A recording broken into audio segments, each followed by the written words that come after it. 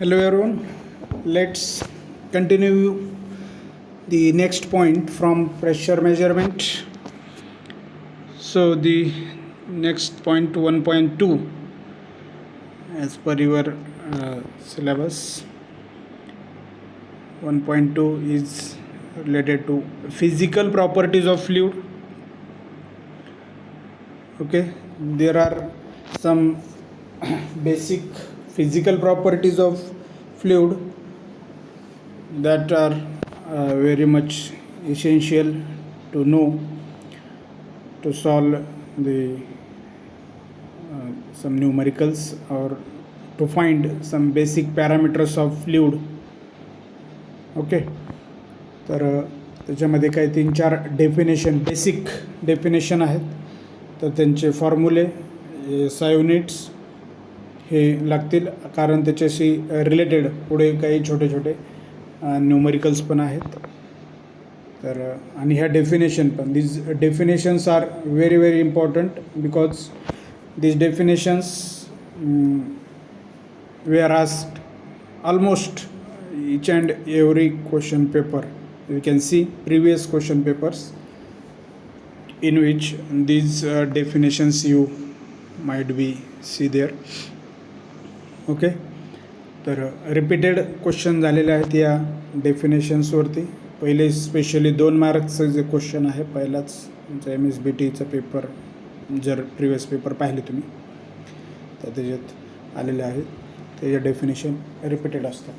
Okay so the first definition is mass density और only density. Okay त्याला density म्हणतील किंवा mass density. The mass density of a liquid may be defined as the mass per unit volume at standard temperature.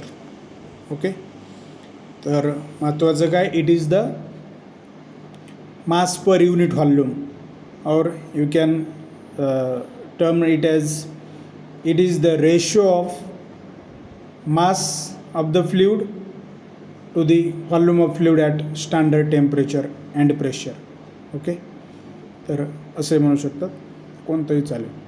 It is the ratio of mass of the fluid to the volume of the fluid at standard temperature and pressure.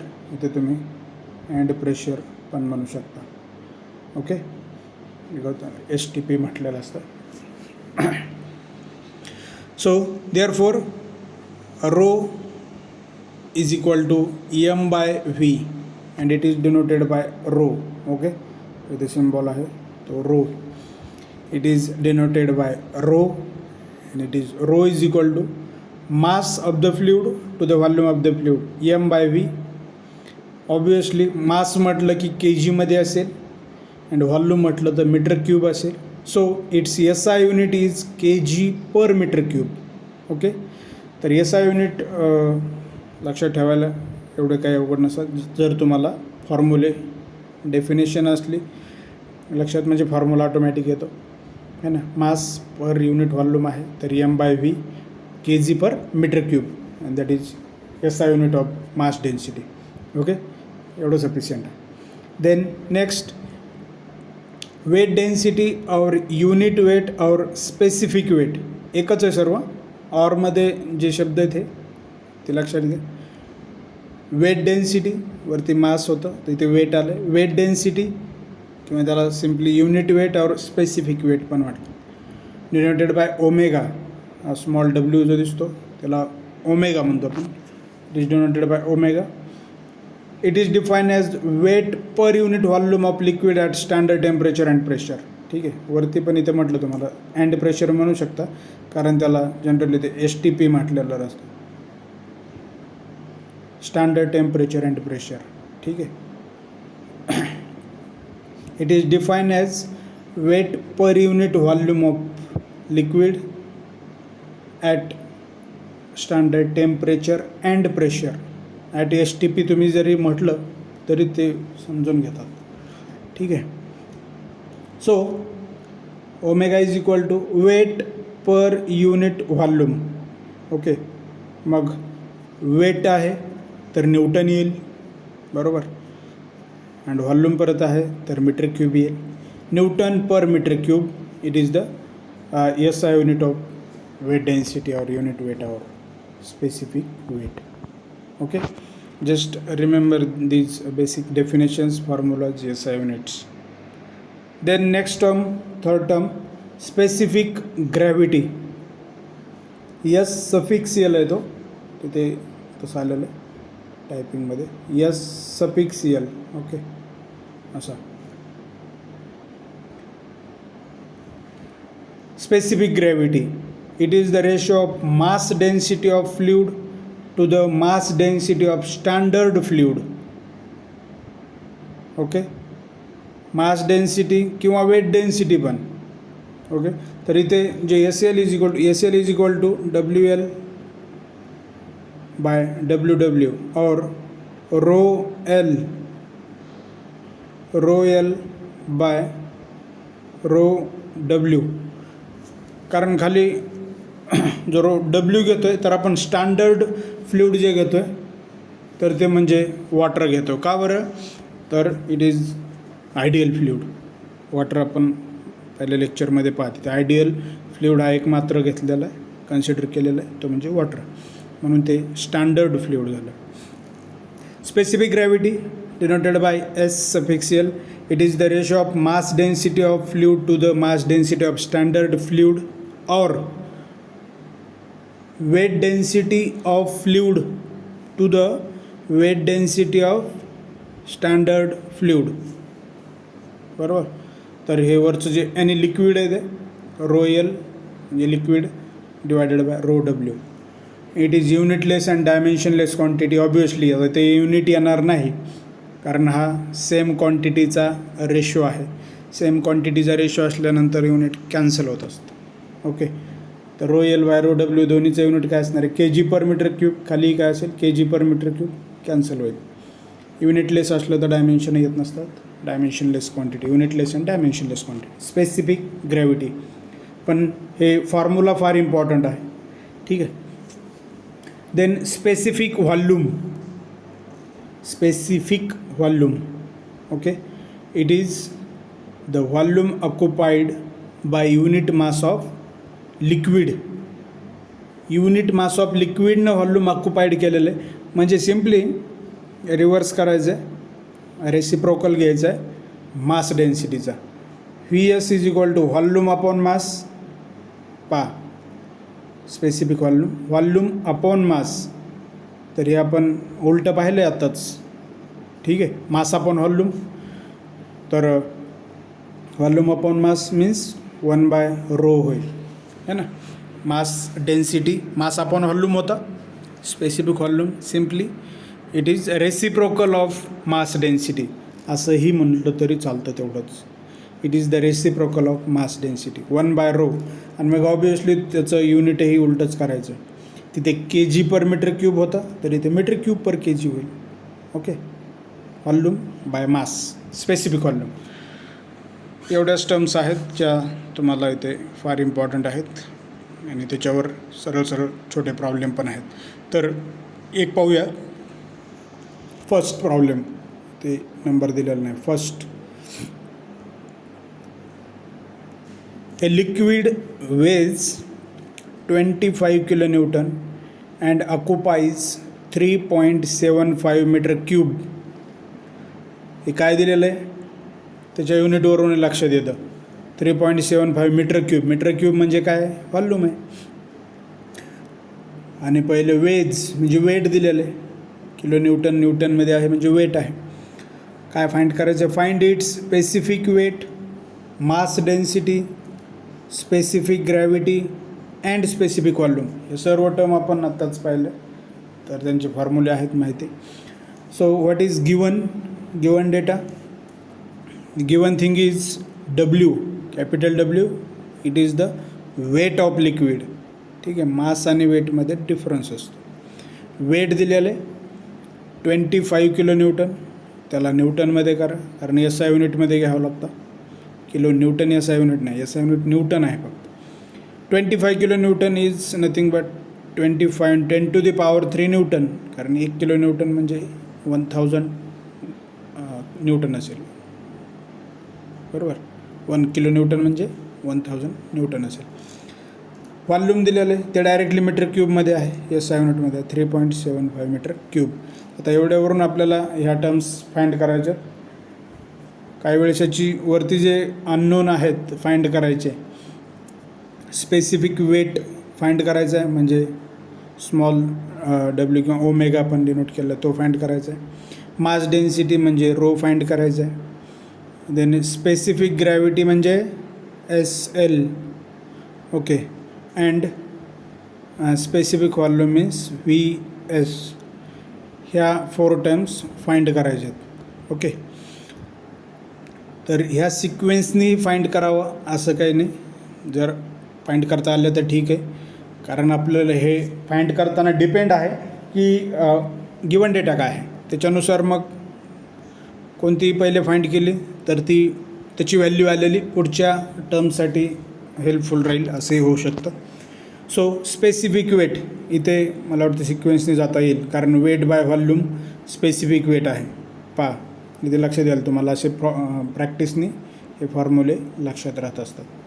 Specific weight notation काही बुकमध्ये वेगळे आहेत. आता इथे μL दिलेलं आहे, μL. तर notation आपण जे यूज केलं ते ओमेगा म्हटलं स्मॉल चालेल, एकच लक्षात ठेवा. वेट बाय व्हॉल्यूम आहे स्पेसिफिक वेट. तर डायरेक्ट दोन्ही टर्म दिलेले, वेट बाय व्हॉल्यूम, वेट न्यूटनमध्ये, व्हॉल्यूम मीटर क्यूबमध्ये, आलेली व्हॅल्यू येऊन जाईल. ओके, सिम्पल आहे. Weight by volume, weight per unit volume. तर आलेला आन्सर सिम्पली तुम्हाला कॅल्सीमध्ये कॅल्क्युलेट करायचं. Then second term specific gravity SL. इथे सफिक्स L पण होऊ शकतं आणि S म्हटलं आहे. तर नोटेशन काही बुकनुसार चेंज होतं. आपले एकच आपण जे सांगतो हे लक्षात ठेवा तुम्ही, एवढेच, त्याच्यात कन्फ्यूज व्हायची गरज नाही. Specific weight of liquid to the specific weight of pure water. Pure water म्हणजेच हा स्टँडर्ड लिक्विड कन्सिडर करतो आपण. तर स्पेसिफिक वेट ऑफ लिक्विड आलं आहे वर आता, ठीक आहे. जी वर व्हॅल्यू आलेली ती पुढे हेल्पफुल राहील. Specific weight of liquid, specific weight of water at standard pressure and temperature is 9810. हे 9810 ऐवजी तुम्ही 1000 जरी लक्षात ठेवलं तरी सोपं आहे लक्षात ठेवायला. तुम्ही 9810 ॲक्युरेट लक्षात ठेवण्यापेक्षा ते आपण 1000 kg newton per metre cube ते लक्षात ठेवतो, ठीक आहे. Specific weight of liquid to the specific weight of pure water, ठीक आहे. 1000 घ्या किंवा मोस्ट ॲक्युरेट त्याला 9810 राहते, कारण मास डेन्सिटी घेतात वॉटरची 1000. इथे 9810 होते न्यूटन पर मीटर क्यूब, ठीक आहे. तर हे कॅल्क्युलेशन तुमचं 0.679 आलेले. ओके, एवढं लक्षात ठेवता येईल. स्पेसिफिक ग्रॅव्हिटी ही वॉटरची 1 राहते, बाकीच्यांची कमी येते. जे आपले ऑइल वगैरे राहतात, तर आपला पेट्रोल असेल, केरोसिन असेल, ऑइल असेल, बाकी तेल जे असतात तर त्यांची आता इथे 0.68 लगभग आले. तर 0.6 पासून 0.9च्या रेंजपर्यंत राहते. 0.6 ते 0.9च्या रेंजमध्ये स्पेसिफिक ग्रॅव्हिटी, ठीक आहे. अदर लिक्विडसाठी वॉटरची हायेस्ट 1 स्पेसिफिक ग्रॅव्हिटी. तर पुढची टर्म पहा, स्पेसिफिक व्हॉल्यूम. तर आपल्याकडे आता वेट आहे, व्हॉल्यूम आहे, फॉर्म्युला माहिती आहे आपला. स्पेसिफिक व्हॉल्यूम अपॉन वेट आहे. आता तर सिम्पली पहिला आलेला आहे त्याच्या रिव्हर्स घ्या, म्हणजे एक तर रेसिप्रोकल घेता येईल. व्हॉल्यूम अपॉन वेट आहे तर डायरेक्ट येऊन जाईल, किंवा V/W हे दोन्ही एकच येईल, सेमच, ठीक आहे. 1/ρ हे सांगितलं होतं ना, 1/ρ किंवा 1/ω एकच. तर याच्यानंही येईल किंवा डायरेक्टली V/W त्यानंही सेमच येईल. आन्सर एकदम सेम येतं. Specific volume. And then mass density. Mass density हे घेतलेलं आहे आपण. आता इथे मास डेन्सिटी म्हणजे ρ is equal to M by V हा फॉर्म्युला आहे आपल्याकडे, पण आपल्याला मास माहीत नाही आहे. तर मासही फाइंड करता येईल. कसं? वेट माहीत आहे, तर वेट म्हणजे काय असतो? Weight W is equal to M G ना, बरोबर. वेट म्हणजे काय असतो? W is equal to M G, बरोबर. तर ह्याच्यावरून फाइंड करता येईल ना. वेट माहीत आहे, जी तर माहीतच आहे 9.8 है ना. डब्ल्यू माहीत आहे, जी माहीत आहे, तिसरी टर्म फाइंड करता येते W is equal to M G याच्यावरून. तर तसंही भेटेल. एम भेटलं तर एम बाय व्ही, व्ही माहीतच आहे, तसंही जा. ओके. किंवा इथे nu is equal to rho G, आपण दुसरा फॉर्म्युला हा लक्षात घ्या. इथे ह्यांनी जे फाइंड केलं आहे, मी आपल्या फॉर्म्युल्याने सांगितलं. कसंही फाइंड करा, आन्सर सेमच येईल. यांनी दिलेलं हाही लक्षात ठेवा. अदरवाईज एम बाय व्हीलाही एमला W is equal to M G लिहिलं तर M is equal to W by G, बरोबर. तर त्याच्यावर नाही येईल. तर तुमच्यासाठी एक प्रॉब्लेम असा सॉल्व करायचा तुम्ही. इथे तुम्ही काय करा, फक्त 25 किलो न्यूटनऐवजी 30 किलो न्यूटन घ्या तुमच्यासाठी. बाकी सर्व त्याच टर्म सॉल्व करायच्यात, आन्सर वेगवेगळे येतील. 30 किलो न्यूटन, आणि कमेंटमध्ये मला आन्सर सांगायचं आहे. 30 kilo Newton. Okay. 25 instead of 25 kilo Newton, take 30 kilo Newton weight of the liquid, volume same, and find all other terms ज्या इथे मेन्शन केलेल्या त्याच. ओके. सो मला हे सर्व ॲन्सर्स असेच इथे तुम्हाला रेफरन्ससाठी आहेच. तर हे सर्व ॲन्सर फाइंड करून ॲन्सर कमेंटमध्ये सांगायचं. Okay. So this is all for this lecture. We will continue next problems in the next videos. Thank you.